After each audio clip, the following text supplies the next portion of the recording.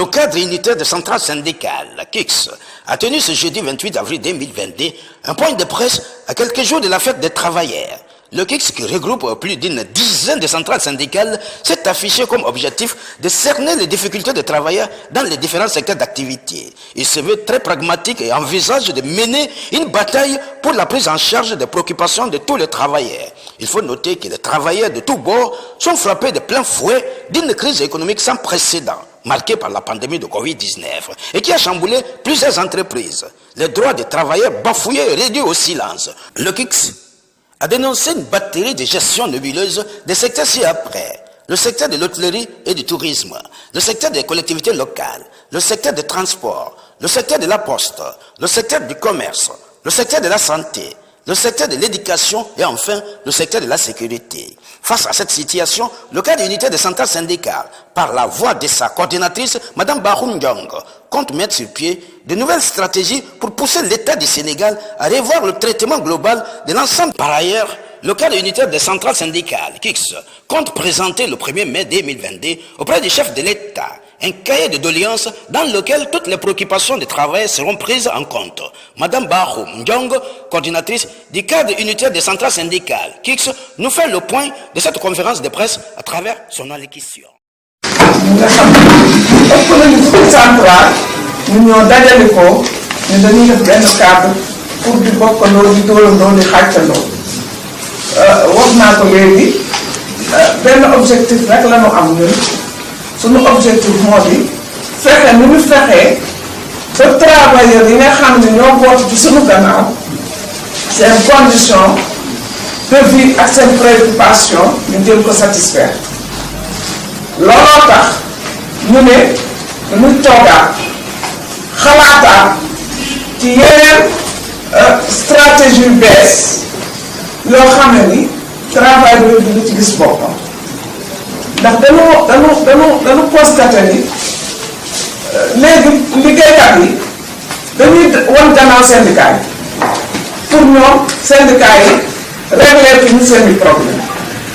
ci benn parti mën na nekk nag parce que am na syndicat yoo xam ne loolu dëgg yàlla ñu ngi fii di xeex ñu leen jox ay milliards ay millions pour dëgg yàlla ne travailleurs bi ba léegi gisaguñu seen bopp ci li nga xam ne moom la ñuy def looloo tax ñoom ñuy dem ci activistes yi parce que bu ngeen seetloo toujours. les Guy Marius Sagna les Dame Mbodj sax jàngalekat la. xaw ma lu ko yóbbu société civile mais ñooñu gis naa ni. population yeeg travailleurs yi léegi ku ci am rek ñu ñëw taxaw def sitting mën nañ la sittingal ñu waxal la nii verbalement télé yi jël leen réseaux sociaux yi jël leen mais loolu réglé wul seen problème travailleur boo amee problème boo demul ci syndicat toog fa syndicat bi négocier la du sotti il faut loolu ñu yee ci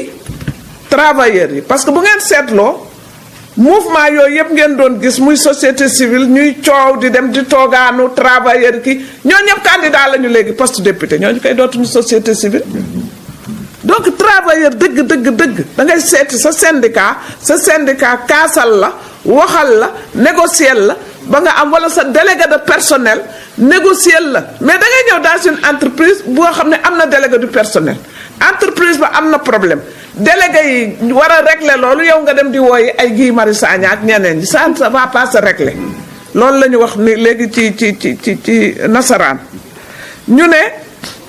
lii dañu bëgg aussi waxtaan ci sunu biir ñu ne cadre unitaire bii nga xamee ni ñun moom la ñu taxawal li mu envisagé wax naa ko léegi moo di ay yeneen forme de lutte yoo xam ne yu bees la xeex de sorte que travailleur bi gis boppam ci li nga xamee ni moom lay ñaxtu muy ay préoccupation ñu ni boo seetloo yenn ci secteur yu bëri crise économique bii ñuy wax tey waxuma sax crise bi njëkk bi waxuma Covid-19 mais la guerre Ukraine bi ak Russie dafa impacté ci lu bëri ci si économie monde bi te ñun suñu pays sous-développé lañu donc lan la ñu war a def ak état bi wala lan la état bi mën a def ba problème mu droit travailleur yooyu ñu koy respecté parce que fii ñu jëm wax naa ko léegi ci nasaraan man tiit naa de tiit nañu ñun ñii ñëpp parce que boo dégloo li banque mondiale wax ah bu ñu mujjee rek précarité bu ñuy wax ne liggéey dootul am de ndax bu ñu ne pétrole ba yéeg na te ñun ñi nga xamee ne ñun pays sous-développé lañu ñu ne même blé bi nga xamee ne mooy def suñu farine yeeg yooyu di def yenn yi lépp day yéegi ñu ne dana yéeg 2022 bi ba day dem ba 2024 2023 dina xaw yamamaay 2024 yamamaay ñun fu ñu jëm ba booba te suñu salaire yi toppul loolu parce que boo amee salaire boo xamee ne ñun la temps la ñu ni yokkaat nañu te yokkuñu benn salaire dee nañu ñun liggéeykat yi xaw ma fu ñu jëm population yi nag waxi noppi loolu aussi ñu ne nañ ci waxtaan looloo tax ñuy woo gouvernement bi ni dialogue social bi muy wax bi nañ ko renforcer dialogue social du ci làmmiñ dialogue social ñi nga xam ne acteurs yi nga xam ne ñoom la concerné ngay woowandoo mais dooni man damay woo ñeenti centrale syndicale di discuter ak ñoom bu ngeen seetloo dépôt cahier de doléance yi yooyu centrale syndicale ñooy déposé ñooy lire li ñuy lire ñun concerné wuñu comment lan lañ ñu mën a représenter ko ñoom ñu ngi wax devant le président la ñuy wax ñoom li concerné seen centrale la ñuy wax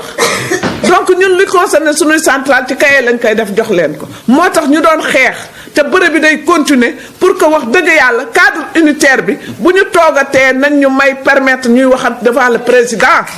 loolu teguñu ko fenn ñun ñoo war am suñu fulla am suñu fayda bu ñu taxawee cadre unitaire bi taxaw ñu ni dañuy wax ci kaw wala ngeen bàyyi ñu ci ñu wax buñ ñu bàyyiwul ñu wax ñun ñu xalaat ni lii mooy suñu problème président de nañ ñuy déglu parce que cadre lañu te cadre bi fukki central ak nangam ñoo ko constitué donc war nañoo mën a may ñu ñuy wax suñu soxla nous le dénonçons am nañ ci droit loolu am nañ ci plein droit donc leneen li moo di problème yi nga xamee ni moo nekk ay conflit entre entreprises yi ak travailleurs yi lu problème yooyu li koy faciliter ñun loolu la ñu soxla moo di lan le dialogue et la concertation dialoguer waxtaan ak patron bi waxtaan ak état bi créer aussi des conditions yoo xam ne comité dialogue social day am ci chaque entreprise ñu installé fa benn comité dialogue social bu ko defee waxtaan bi dina gën a rattax entre travailleurs yi ak seen ay patron ñu ne aussi application des lois yi wax nañ ko léegi ñun wax nañ fi ay lois yu bari yoo xam ne voté nañ ko mais appliqué wuñ ko ñu ne nag nañ koy appliqué pour nag concertation yi di am négociation yi bu amee aussi ñu boole ñëpp ñu waxtaan juboo négocier pour trouver solution ñu ne waat fii aussi ni état bi di gérer négociation bi ñun d'accorduñ ci wax naa ko léegi buy négocier day négocier ak ñeenti central foo leen waxee ñu ne dañu demoon élection mais élection amatul élection c'est caduc jeex na amatul ku jël P wala ku jël 2 te pourtant mooy ami ca palais ba alors que mandat ba jeex na ba woowaat nañ ñun ñuy waxtaanaat seet nañuy dëgmaalee yeneen élection yi di ñëw waaw loolu bu amee kay bàyyil ñëpp wax mais pourquoi nga ne ñii ñooy wax nii te ñooñu légitimatuñu mais boo taxawee di xëccoog ñoom ci foofu dana doon loo xam ne yéen journalistes yi ñun ñii ngeen di def en exergue ni ñoo fa yàq ñoo def lii ñoo def laa donc foofu aussi waxtaan nañu ci problème mu tribunaux yi dafa naa doyen Diakhaté wax na ko léegi man wax naa ko léegi tribunaux yi li fa xew dafa doy waar problème du contentieux yi xoola ay pile la li ñu demandé woon bi ñu demee ci ministre du travail ñoo àndoon dañu ni ko woon na gis ministre de la justice ñu fexe ba dossier yooyu fa nekk ñu génne ko wax dëgg yàlla seetaat ko trouver ci des solutions mais da nga gis ko gagné procès toog pendant une dizaine d'années du jot dara du jot indemnité du jot dara loolu ñu ne aussi jaaduwul mandataires syndicaux yi def naa doyen Diakhaté wax na ko léegi problème difficulté yi ñuy rencontrer foofu wax nañ ni ministère de la justice aussi na ci trouver solution parce que am na loo xam ne expliqué na ko léegi loo xamee ni mooy am ci tribunaux yi léegi avocats yi ñoo bëgg a jël place mandataires syndicaux yi te mënuñu ci dara tey boo joxee dossier nga jël dossier travailleur yi nga jox ko un avocat la mandataire syndical ba mën a wax ba gagné avocat bi sa xaalis rek lay lekk yow nga toog loolu aussi war nañ ci xoolaat bu baax a baax ñu ne fii ñu toll aussi réew mi lépp a jaxasoo féppooy day bax boo ñëwee hôtellerie ma ngay bax wax nañ ko léegi wax nañ seen convention yi nga xamee ni moom la ñuy kaas boo ñëwee ci collectivité locale ma ngay bax ñoom aussi depuis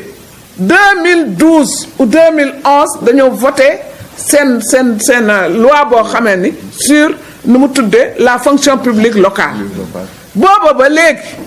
ñu ngi leen di dugal di wax di leen woote ay négociation yu dul jeex du xaaj signé nañu léegi comme nu mu tuddee la fonction publique locale nañ ko appliqué loolu la ñu wax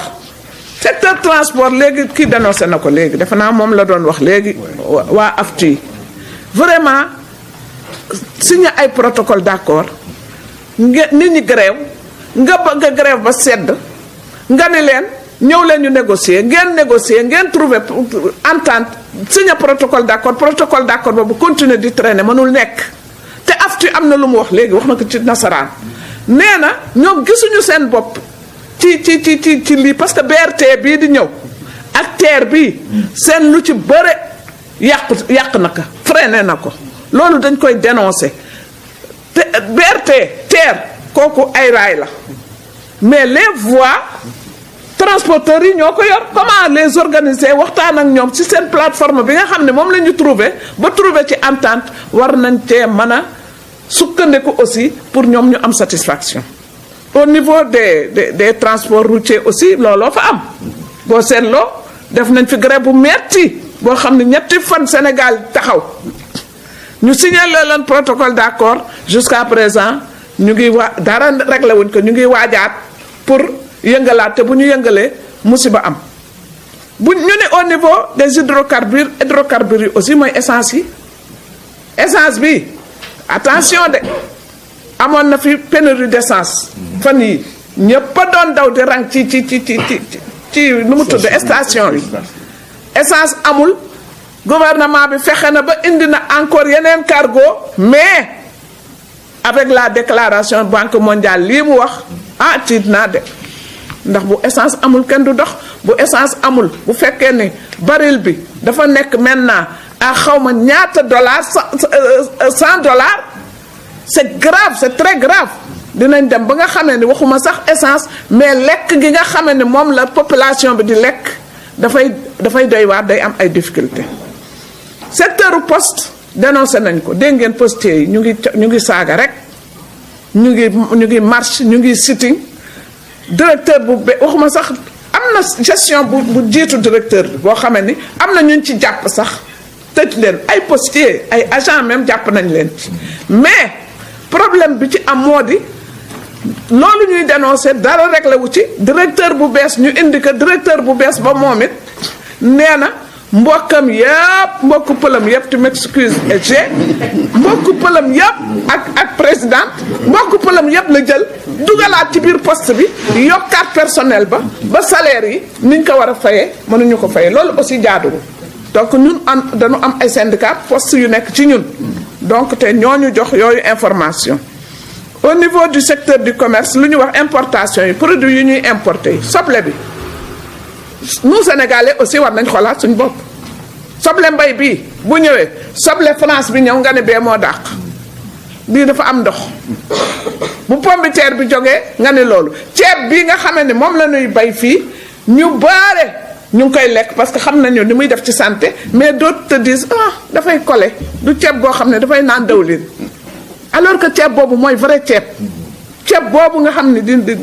ñu koy bay ci sunu fii Casamance fay ko dans le Waalo ak yeneen localité ceeb boobu moo gën fuuf donc sécurité alimentaire gouvernement bi war na ci wax da koy wax nii rek des paroles il faut des actes pour que wax dëgg yàlla loolu mën a sotti importation bi la ñu na arrêté ba ñi nga xam ne ñoo produits locaux yi bu ñu leen bayee ba pare bu ngeen duggee fii ci région de Thiès soble bi day yàqu day nëb légumes yi day yàqu lépp day yàqu da ngay dem léegi Auchan ñun la man de légume France bi moo ma neex mais fu ñu jëm ñun fan la ñu jëm nañuy def comme Burkina Faso comme Mali comme Guinée di lekk li nga xam ne moom la ñuy produire. Au niveau du secteur de la santé présidente du CUCS yéen xeex ngeen boobu ba léegi xam ngeen hôpitaux yi bu ngeen taxawee musiba am ndax fi mu ne kenn wératul grève ngeen woon nañ leen waxtaan nañu ak yéen trouvé ngeen ak ministre de la santé le 25 bii passé benn protocole d'accord signé ngeen ko bi ngeen ko signé dëgg la mais protocole ana Amadou Mbaye protocole 2014 mu ngi fi woon. protocole 2014 da doon traîner ba léegi ñu naxaat leen signé loo leen protocole 2022 nañu fexe ba protocole boobu ngeen veillé ci à ce que ñu respecté ko.